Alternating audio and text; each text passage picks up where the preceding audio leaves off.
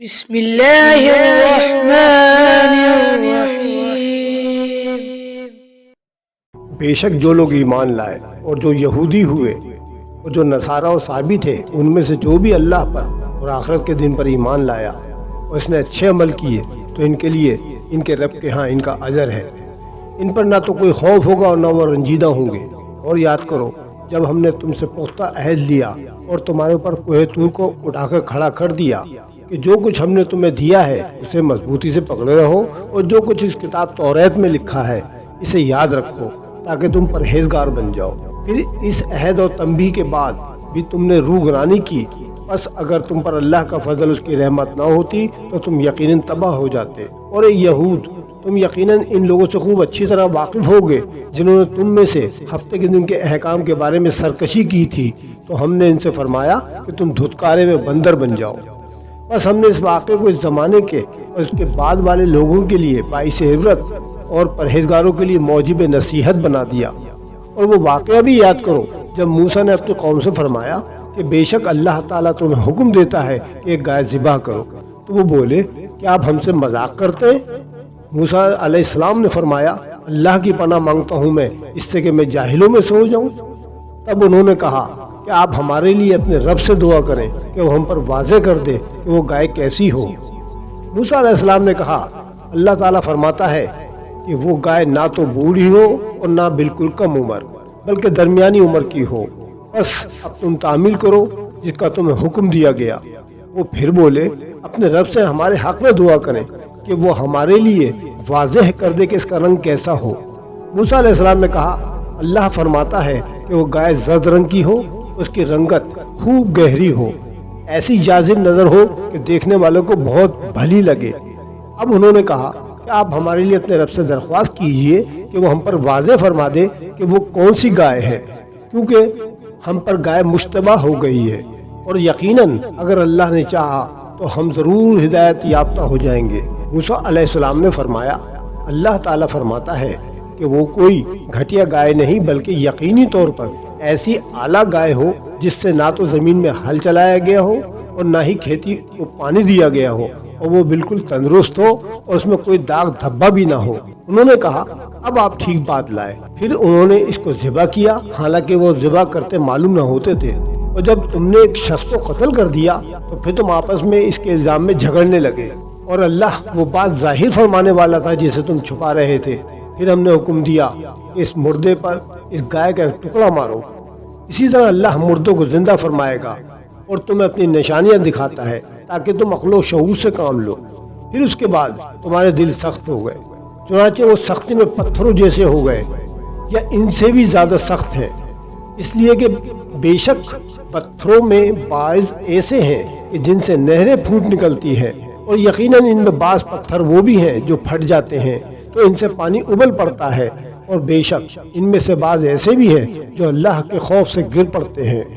افسوس تمہارے دلوں میں اس قدر نرمی، خستگی اور شگفتگی بھی نہ رہی، اور اللہ تمہارے کاموں سے بے خبر نہیں۔ اے مسلمانوں، کیا تم یہ توقع رکھتے ہو کہ وہ یہودی تم پر یقین کر لیں گے، جبکہ ان میں سے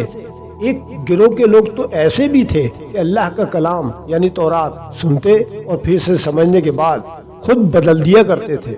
حالانکہ وہ خوب جانتے تھے کہ حقیقت کیا ہے اور وہ کیا کر رہے ہیں۔ ان کا حال تو یہ ہو چکا ہے کہ جب اہل ایمان سے ملتے ہیں تو کہتے ہیں ہم بھی تمہاری طرح حضرت محمد مصطفیٰ صلی اللہ علیہ وآلہ وسلم پر ایمان لے آئے ہیں، اور جب آپس میں ایک دوسرے کے ساتھ تنہائی میں ہوتے ہیں تو کہتے ہیں کیا تم ان مسلمانوں سے نبی آخری الزماں صلی اللہ علیہ وسلم کی رسالت و شان کے بارے میں وہ باتیں بیان کر دیتے ہو جو اللہ تعالیٰ نے تم پر تورات کے ذریعے ظاہر کی ہیں، تاکہ اس سے وہ تمہارے رب کے حضور تم پر حجت قائم کر دیں؟ کیا تم ذرا سی بھی عقل نہیں رکھتے؟ کیا وہ نہیں جانتے کہ اللہ کو سب کچھ معلوم ہے؟ جو وہ چھپاتے ہیں وہ جو ظاہر کرتے ہیں۔ اور ان یہود میں سے بعض ان پڑھ بھی ہیں جنہیں سوائے سنی سنائی جھوٹی امیدوں کے کتاب کے معنی اور مفہوم کا کوئی علم ہی نہیں ہے۔ وہ کتاب کو صرف زبانی پڑھنا جانتے ہیں۔ یہ لوگ محض وہم و گمان میں پڑے رہتے ہیں۔ بس ایسے لوگوں کے لیے تو بڑی خرابی ہے جو اپنے ہی ہاتھوں سے کتاب لکھتے ہیں، پھر کہتے ہیں کہ یہ اللہ کی طرف سے ہے تاکہ اس کے عوض تھوڑے سے دام کما لیں۔ ان کے لیے اس کتاب کی وجہ سے ہلاکت ہے جو ان کے ہاتھوں نے تحریر کی، اور اس معاوضے کی وجہ سے تباہی ہے کہ جو وہ کما رہے ہیں۔ اور وہ یہود یہ بھی کہتے ہیں کہ ہمیں دوزخ کی آگ ہرگز نہ چھوئے گی سوائے گنتی کے چند دن۔ اے محمد صلی اللہ علیہ وآلہ وسلم، آپ ان سے پوچھیں کیا تم اللہ سے کوئی ایسا وعدہ لے چکے ہو؟ پھر تو وہ اپنے وعدے کے خلاف ہرگز نہیں کرے گا، یا تم اللہ پر یوں ہی وہ بہتان باندھتے ہو جو تم خود بھی نہیں جانتے؟ ہاں واقعی جس نے برائی اختیار کی اور اس کے گناہوں نے اس کو ہر طرف سے گھیر لیا تو وہی لوگ دوزخی ہیں، وہ اس میں ہمیشہ رہنے والے ہیں۔ اور جو لوگ ایمان لائے اور انہوں نے نیک اعمال کیے تو وہی ہیں لوگ جنتی، وہ اس میں ہمیشہ رہنے والے ہیں۔ اور یاد کرو جب ہم نے اولاد یعقوب سے پختہ عہد لیا کہ اللہ کے سوا کسی اور کی عبادت نہ کرنا، اور ماں باپ کے ساتھ اچھا سلوک کرنا، اور قرابت داروں اور یتیموں اور محتاجوں کے ساتھ بھی بھلائی کرنا، اور عام لوگوں سے بھی نرمی اور خوش طبعی کے ساتھ ملنا، اور نیکی کی بات کہنا، اور نماز قائم رکھنا، اور زکوٰۃ دیتے رہنا، پھر تم میں سے چند لوگوں کے سوا سارے اس عہد سے ہی منہ پھیر گئے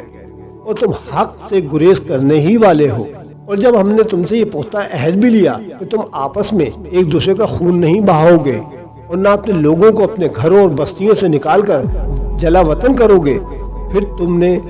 اس امر کا اقرار کر لیا اور تم اس کی گواہی بھی دیتے ہو، پھر تم ہی وہ لوگ ہو کہ اپنوں کو قتل کر رہے ہو اور اپنے ہی ایک گروہ کو ان کے وطن سے باہر نکال رہے ہو، اور مستزاد یہ کہ ان کے خلاف گناہ اور زیادتی کے ساتھ ان کے دشمنوں کی مدد بھی کرتے ہو، اور اگر تمہاری قیدی ہو کر تمہارے پاس آ جائے تو ان کا فدیہ دے کر چھڑا بھی لیتے ہو تاکہ وہ تمہارے احسان مند رہیں، حالانکہ ان کا وطن سے نکالا جانا بھی تم پر حرام کر دیا گیا تھا۔ کیا تم کتاب کے بعض حصوں پر ایمان رکھتے ہو اور بعض کا انکار کرتے ہو؟ بس تم میں سے جو شخص ایسا کرے اس کی کیا سزا ہو سکتی ہے سوائے اس کے کہ دنیا کی زندگی میں ذلت اور رسوائی ہو،